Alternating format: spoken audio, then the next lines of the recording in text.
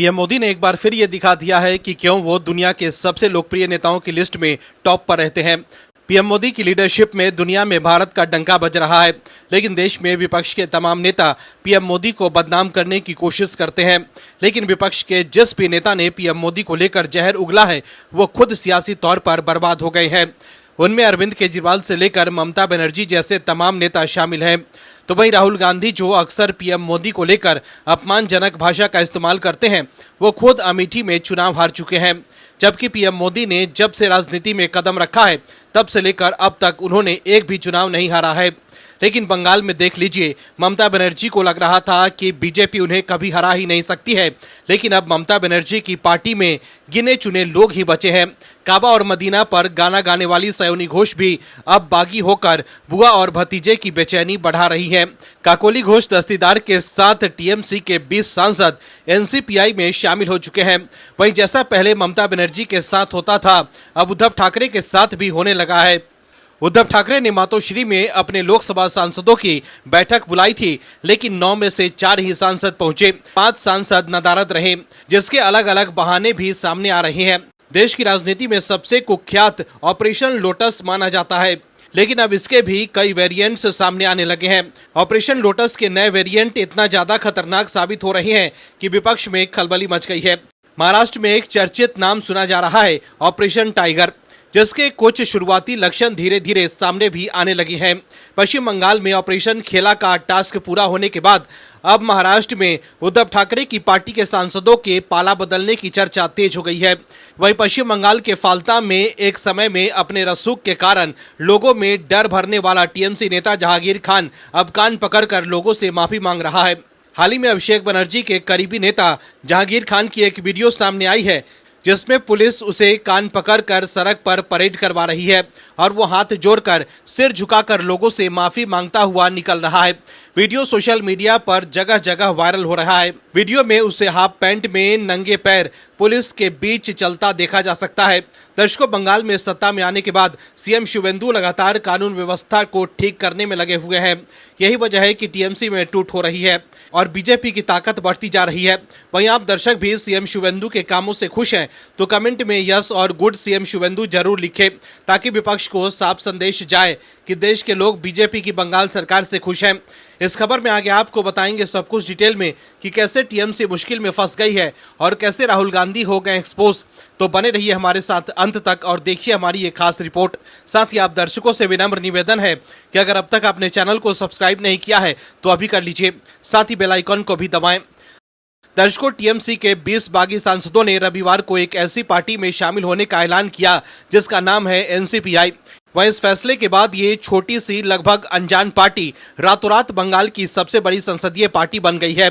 लेकिन जब मीडिया ने इस पार्टी का पता खोजा तो जो मिला वो हैरान करने वाला था।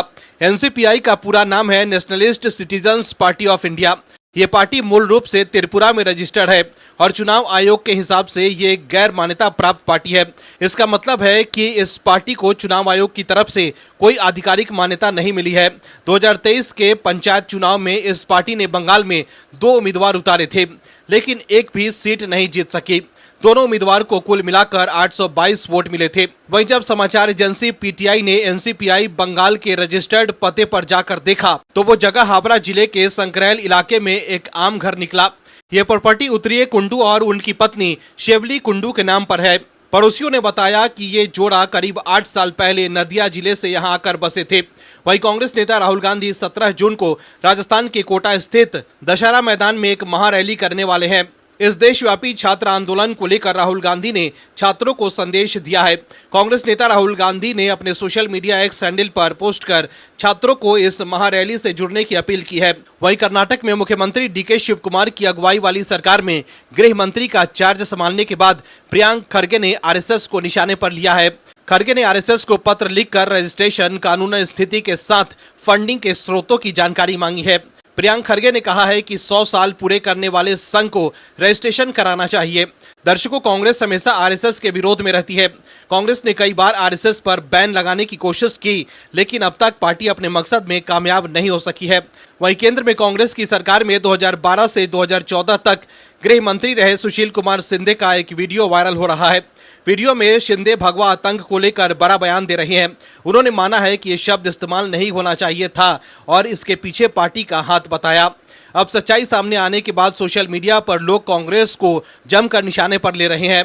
वीडियो में सुशील कुमार शिंदे से जब पूछा गया कि भगवा आतंकवाद टर्म सही था या नहीं, तब वो कहते हैं कि पार्टी ने बताया था कि भगवा आतंक बोलना है, मैं वही किया। गलत तो था, मैं ये शब्द इस्तेमाल नहीं करना चाहता था, ऐसा नहीं होना चाहिए था। ये उस पार्टी की विचारधारा होती है, ये चाहे भगवा हो या रेड हो या सफेद हो, ऐसा कोई आतंकवाद नहीं होता है। हालांकि सुशील कुमार शिंदे का ये बयान 1.5 साल पुराना है, जब यूट्यूबर और पत्रकार शुभंकर मिश्रा ने सुशील कुमार शिंदे के साथ पॉडकास्ट किया था। वहीं अब इस वीडियो के एक अंश वायरल हो रहे हैं, जिसमें शिंदे भगवा आतंकवाद जैसे शब्द को गलत बता रहे हैं। बंगाल में ममता बनर्जी के साथ बड़ा खेला हो गया है। एक तरफ पार्टी के 20 सांसदों ने पाला बदलकर दीदी और भतीजे को बड़ा झटका दिया है, तो वहीं ममता बनर्जी और अभिषेक बनर्जी की सबसे बड़ी तकलीफ साइनी घोष को लेकर हो रही होगी, क्योंकि साइनी घोष ममता बनर्जी और अभिषेक बनर्जी की काफी करीबी मानी जाती थी। मगर अब अभिषेक बनर्जी खुद मुश्किल में फंस गए हैं। दर्शकों, लोकसभा में बहुमत होने के बावजूद टीएमसी पर दावा करने के बजाय बागी सांसदों ने nationalist citizen party of India में शामिल होने का फैसला किया है। ये पार्टी राजनीतिक रूप से लगभग निष्क्रिय मानी जाती है। राजनीतिक जानकारों और कानूनी विशेषज्ञों का मानना है कि बागी सांसदों की इस रणनीति बदलने के पीछे 2 प्रमुख कारण रहे। राजनीतिक जानकारों की माने तो पहला कारण पार्टी के संविधान का स्वरूप है, जिसे पार्टी ने भारत निर्वाचन आयोग को सौंपा था। टीएमसी के संविधान के मुताबिक पार्टी के भीतर निर्णय लेने वाली सर्वोच्च संस्था की पहचान पहले राज्य कार्यकारी समिति के रूप में की गई थी। हालांकि बाद में संविधान में संशोधन के बाद राष्ट्रीय कार्य समिति को पार्टी की सर्वोच्च निर्णय लेने वाली संस्था का दर्जा दिया गया। ये समिति काफी हद तक पार्टी अध्यक्ष, विशेष रूप से ममता बनर्जी के इर्द गिर्द केंद्रित मानी जाती है। पार्टी के संविधान के मुताबिक टीएमसी में संगठनात्मक पदाधिकारियों का प्रभाव चुने हुए जनप्रतिनिधियों यानी सांसदों और विधायकों की तुलना में अधिक माना जाता है। कार्य समिति और संगठन के पदाधिकारी ममता बनर्जी और उनके भतीजे अभिषेक बनर्जी के खेमे में माने जाते हैं।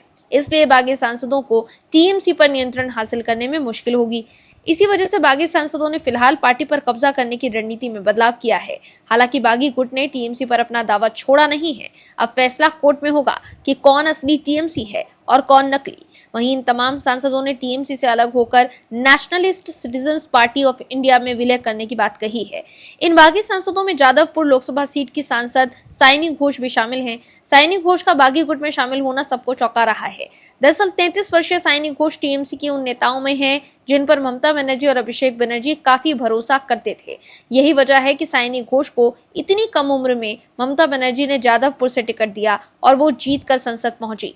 जादवपुर वो सीट है जहां से ममता बनर्जी पहली बार खुद सांसद बनी थी। मगर अब साइनी घोष ने ममता बनर्जी और अभिषेक बनर्जी को टाटा बाय बाय बोल दिया है।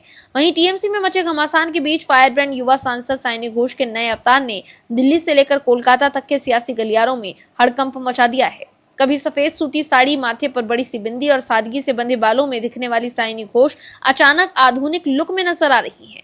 दिल्ली में राजनीतिक दौर पर अब वो jeans T shirt, casual kurti, modern step cut hair style और हवाई चप्पल की जगह चमचमाते स्नीकर्स में दिखाई दे रही हैं।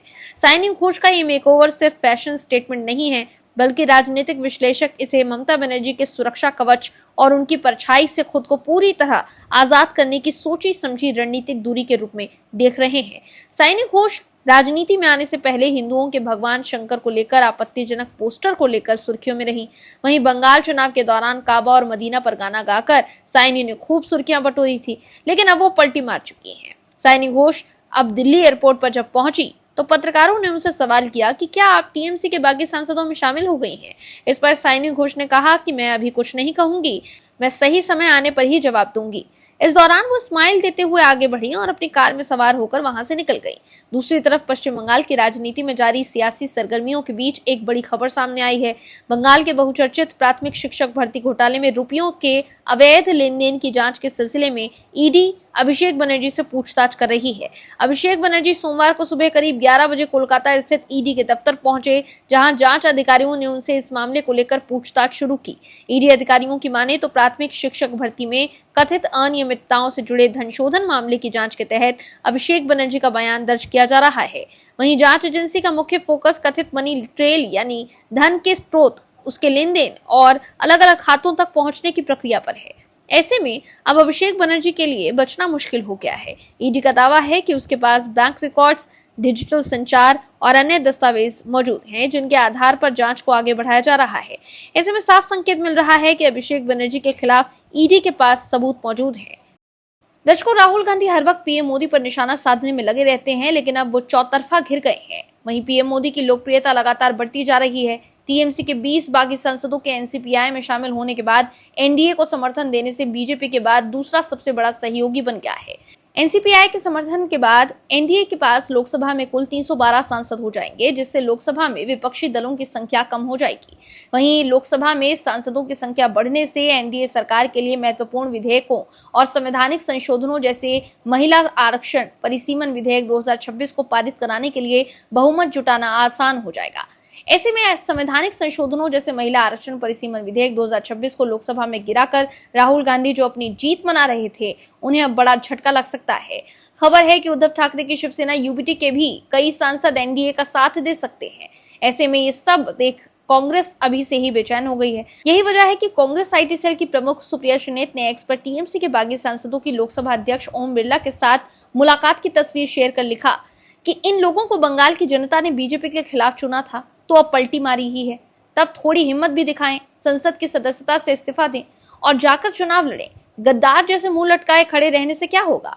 वहीं सुप्रिया श्रीनेत इस पोस्ट को लेकर घिर गई हैं और उनके इस पोस्ट से कांग्रेस की ही पोल खुल गई है। सुप्रिया श्रीनेत को एक्स पर जवाब देते हुए यूजर्स ने उन्हें आईना दिखाया है। सुप्रिया को जवाब देते हुए एक यूजर ने लिखा कि राजस्थान में भी मायावती की पार्टी के 6 विधायक थे, उन्होंने सत्ता के खिलाफ डीएमके के खिलाफ चुनाव लड़ा। आंटी, आप इतनी बकवास बातें कहां से लाती हैं। वहीं राजेश कुमार नाम के एक यूजर ने लिखा है कि पहले खुद की कांड याद रखो, तमिलनाडु में खेली किसके साथ और अब गोद में किसके बैठे हो। वहीं एक यूजर ने लिखा है कि तमिलनाडु की जनता ने कांग्रेस गठबंधन के खिलाफ टीवीके को चुना, लेकिन कांग्रेस ने पलटी मारकर वर्षों पुराने दोस्त को धोखा देकर सत्ता के लिए टीवीके के साथ ही गठबंधन कर लिया। एक यूजर ने लिखा, पहले डीएमके के भरोसे चुनाव लड़ा और जैसे ही वहां हार मिली, सत्ता के लालच में तुरंत टीवीके का दामन थाम लिया। दूसरों को नैतिकता का पाठ पढ़ाने से पहले जरा कांग्रेस अपने गिरबान में झांककर अपने कारनामे देख ले। तो देखा आपने कैसे लोग सुप्रिया श्रीनेत के इस पोस्ट की वजह से कांग्रेस पर सवाल खड़े कर रहे हैं कि कांग्रेस ने डीएमके के साथ चुनाव लड़ा, लेकिन वहां हार मिली तो सत्ता के लालच में तुरंत टीवीके का दामन थाम लिया। दर्शकों, कहा जाता है चुनाव में हार के बाद सत्ता के लिए डीएमके से अलग होकर विजय से हाथ मिलाने का फैसला राहुल गांधी का था। ऐसे में ये पोस्ट कर सुप्रिया श्रीनेत ने राहुल गांधी को ही फंसवा दिया है। वहीं महाराष्ट्र में भी सत्ता के लिए कांग्रेस ने शिवसेना से हाथ मिला लिया था। दर्शकों, कांग्रेस का इतिहास ही रहा है, उसने तमाम पार्टी को तोड़ने का काम किया, लेकिन अब जब दूसरे दलों के सांसद एनडीए में शामिल हो रहे हैं तो सुप्रिया श्रीनेत उन्हें गद्दार कह रही हैं। दर्शकों, बंगाल विधानसभा चुनाव में हारने के बाद टीएमसी के 20 सांसदों ने ममता बनर्जी को एक और तगड़ा झटका दिया। टीएमसी के 20 सांसदों ने पार्टी छोड़ नेशनलिस्ट सिटीजन्स पार्टी का दामन थाम लिया है। वहीं इस बीच समाजवादी पार्टी के राज्यसभा सांसद कपिल सिब्बल ने टीएमसी छोड़ने वाले बागी सांसदों की जमकर आलोचना की है। समाजवादी पार्टी से राज्यसभा सांसद और वरिष्ठ वकील कपिल सिब्बल ने एक्स पर पोस्ट करते हुए लिखा कि टीएमसी के बागी नेशनलिस्ट सिटीजन्स पार्टी में विलय करेंगे। भारतीय लोकतंत्र बेतुकेपन का तमाशा बन गया है, एक मजाक। सिब्बल ने आगे लिखा कि टीएमसी विधायक दल के बागी किसी राजनीतिक पार्टी में विलय नहीं कर सकते। ऐसा तभी हो सकता है जब टीएमसी खुद ऐसा करना चाहे, उन्हें अयोग्य घोषित करे। दर्शकों, आपको बता दें कि कपिल सिब्बल की ये टिप्पणियां बागी टीएमसी सांसद काकोली घोष, दस्तीदार और अन्य बागी सांसदों के नई दिल्ली में लोकसभा अध्यक्ष ओम बिरला से मिलने और सदन में बैठने की अलग व्यवस्था की मांग करने के बाद आई है। काकोली घोष, दस्तीदार ने कहा कि हम एआईटीसी यानी ऑल इंडिया तृणमूल कांग्रेस से चुने गए 20 सांसदों ने स्पीकर से मुलाकात की और अलग बैठने का अनुरोध करते हुए एक पत्र सौंपा। ये 20 सांसद हमारी कुल संख्या का 2/3 से ज्यादा है। हम नेशनलिस्ट सिटीजन्स पार्टी में विलय कर रहे हैं। हम देश के लिए काम करेंगे और प्रधानमंत्री नरेंद्र मोदी के नेतृत्व में एनडीए के साथ मिलकर काम करेंगे। दर्शकों, साइनी घोष के अलावा ममता बनर्जी के कई करीबी नेताओं ने बागी गुट का दामन थाम लिया है। वहीं कपिल सिब्बल की चिंता इसलिए भी बढ़ गई है कि अगर विपक्ष के तमाम नेता एनडीए में शामिल हो जाएंगे तो किसका किस लड़ेंगे, और इसी तरह ममता बनर्जी की पार्टी कमजोर हो गई तो फिर दीदी के लिए बंगाल की सत्ता में वापसी करना मुश्किल हो जाएगा, और ऐसा हुआ तो कपिल सिब्बल के लिए फिर से बंगाल से मोटी कमाई करना मुश्किल हो जाएगा, क्योंकि ममता बनर्जी ने आजकर केस में खुद को बचाने के लिए कपिल सिब्बल को 1 करोड़ 30 लाख से ज्यादा की फीस दी थी। दर्शकों, पिछले साल 2025 में अमिताभ चौधरी की ओर से दायर आरटीआई के जवाब की विशेष जानकारी सामने आई थी, जिसमें खुलासा हुआ था कि उस वक्त बंगाल की पिछली सरकार ने अपने नेताओं और नौकरशाहों को विवादों से बचाने के लिए अपार पैसा खर्च किया है। 2025 में दस्तावेजों से खुलासा हुआ था कि ममता बनर्जी सरकार ने पिछले 5 सालों में देश की शीर्ष अदालतों में कानूनी लड़ाई लड़ने के लिए 65 करोड़ रुपए से ज्यादा पैसा खर्च किया था। आरटीआई के मुताबिक अप्रैल 2019 से लेकर अप्रैल 2024 के दौरान ममता बनर्जी सरकार ने सुप्रीम कोर्ट और हाई कोर्ट में लड़े जाने वाले मुकदमों के लिए कुल 51 वकील नियुक्त किए। इन पर खर्च की गई राशि का ब्यौरा चौंकाने वाला है, जिसमें देश के 2 बड़े वकीलों को 30 करोड़ रुपए दिए गए। इनमें अभिषेक मनु सिंघवी को सबसे ज्यादा 22 करोड़ 17,50,000 रुपए की फीस दी गई, तो वहीं कपिल सिब्बल को 7 करोड़ 45,80,000 रुपए का भुगतान किया गया था। उस वक्त ममता सरकार की ओर से नियुक्त किए गए वकीलों ने सरकार की तरफ से कोयला घोटाला, मवेशी घोटाला, एसएससी घोटाला, सारदा और नारदा जैसे उच्च प्रोफाइल मामलों की पैरवी की। इस खर्चे पर विपक्ष भी सवाल उठा रहा है और ममता सरकार को घेरने में लगा है। तो देखा आपने कैसे ममता सरकार के कार्यकाल में सिब्बल और सिंघवी बंगाल से खूब कमाई कर रहे थे। इसको लेकर बीजेपी ने भी ममता बनर्जी पर जमकर निशाना साधा था। आरजीकर केस को लेकर भी ममता बनर्जी ने सिब्बल पर करोड़ों रुपए लुटाए थे। यही वजह है कि अब टीएमसी में टूट देख सिब्बल की बेचैनी बढ़ गई है। वहीं कपिल सिब्बल को उनके पोस्ट पर रिप्लाई करते हुए एक यूजर ने लिखा कि सर, यहाँ नहीं सुप्रीम कोर्ट में दलील दीजिए और टीएमसी वालों से फीस पूरा लीजिएगा। खैर, फीस में तो आप वैसे भी नहीं करेंगे, ट्वीट तक तो ठीक है, लेकिन अपीयरेंस का फीस लगेगा। तो देखा आपने कैसे लोग अब फीस को लेकर सिब्बल पर तंज कस रहे हैं। Bureau report, OMS news. आप दर्शकों से विनम्र निवेदन है कि चैनल को सब्सक्राइब जरूर करें